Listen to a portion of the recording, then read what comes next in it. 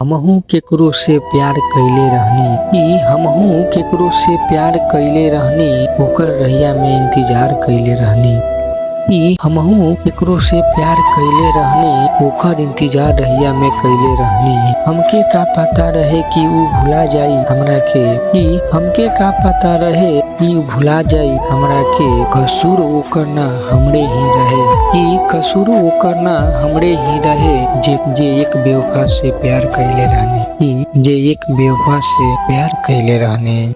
Hello दोस्तों, कैसे हैं? उम्मीद होगा स्वस्थ होंगे, मस्त होंगे। तो दोस्तों, आप भी भोजपुरी सारी देखने के लिए इंटरेस्टेड हैं तो जरूर वीडियो को शेयर करिएगा और चैनल पे पहली बार है तो चैनल को सब्सक्राइब कर लीजिएगा, क्योंकि दोस्तों आप लोग इस चैनल पे भोजपुरी शायरी देखने के लिए मिलेगा और प्यार मोहब्बत से भरी शायरी मिलेगा। तो दोस्तों ज़्यादा टाइम नहीं लूंगा, वीडियो करता हूँ समाप्त और प्लीज आप लोग इस चैनल को सब्सक्राइब कर लीजिएगा और वीडियो को शेयर जरूर करिएगा।